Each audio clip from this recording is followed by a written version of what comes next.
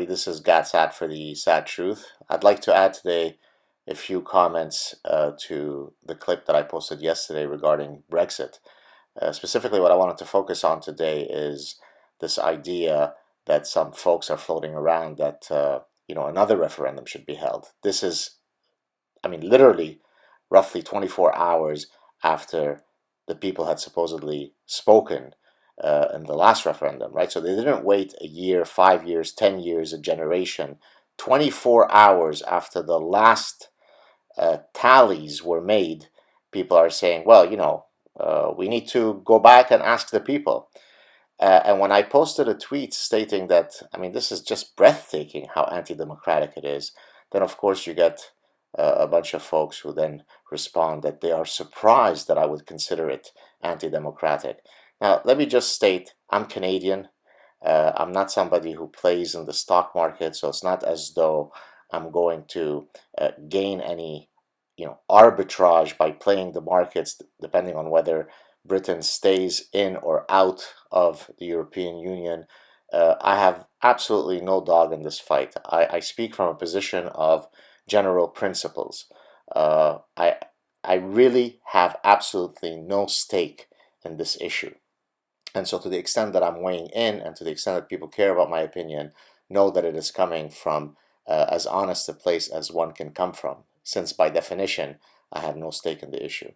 Now, the United States, I think it's part of the Fifth Amendment of the US Constitution, if I'm not mistaken, has a double jeopardy clause as part of its justice system, right? When you put somebody on trial, both sides of the aisle, the prosecutor and the defense team, present their best case, and then there you have it. A decision is made.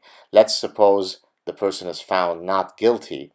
The prosecution doesn't say, well, you know what, clearly the jury must have been made up of old people who were demented. By the way, that's one thing that we're hearing now about the Brexit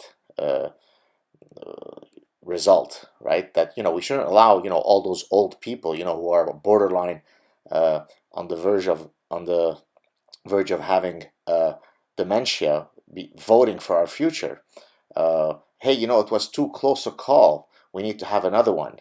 So we make up the rules as we go along until we get the result that we want. But going back to the double jeopardy clause, the prosecution can't say, you know what? In retrospect, I think that the jury was not sufficiently educated about the matter. I think what we need to do is offer them some new evidence, offer them some new details, and then hopefully this time around we'll hold the trial again, and then they'll come to the correct decision, which is that the person was clearly guilty. You could literally find a tape of the guy admitting to the crime, and you couldn't prosecute him again under the double jeopardy clause, precisely because we recognize that there is a process, there's due process, and once that process is complete, then we move on. Otherwise, for every democratic decision that one would make, you could have the losing side argue, well, the other side engaged in fear appeals. That's why, it's just unbelievable what I'm reading, right? I see tweets saying, well, a lot of the people who voted to leave have now regretted their decision. So, it would be wrong to not hold another referendum. This is 24 hours after a very, very long process where both sides, spend an inordinate amount of time and effort in trying to convince the populace of their position. And then people spoke. There was a democratic process. Well, no, apparently all the people who voted to leave were deluded, were demented, were Nazi racists, did not recognize the economic impact.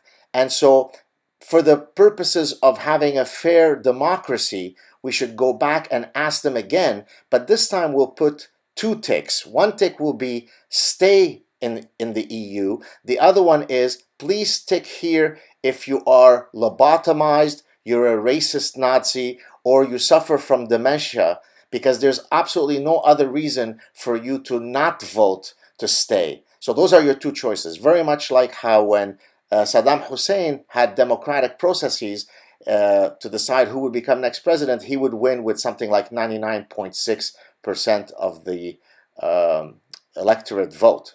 And so there you have it, folks. I don't care who wins here. I really have no vested interest. I would have slept just as well if the stay or leave camp would have won. What I despise is people's dishonesty. There was a very long, arduous process, and one side lost and the other one won. Now, there might be down the road another mechanism by which in 20 years, 30 years, 50 years, you can go back to a new generation and ask them to reevaluate. That itself would be, one could argue, strange. Take, for example, the Quebec referendum of 1980 to separate. They lost the separation camp. Then in 1995, when they thought that the demographic realities were in their favor, they went again for a vote. They lost by a very small margin, much smaller than the one that just happened with Brexit, and everybody accepted it and moved on.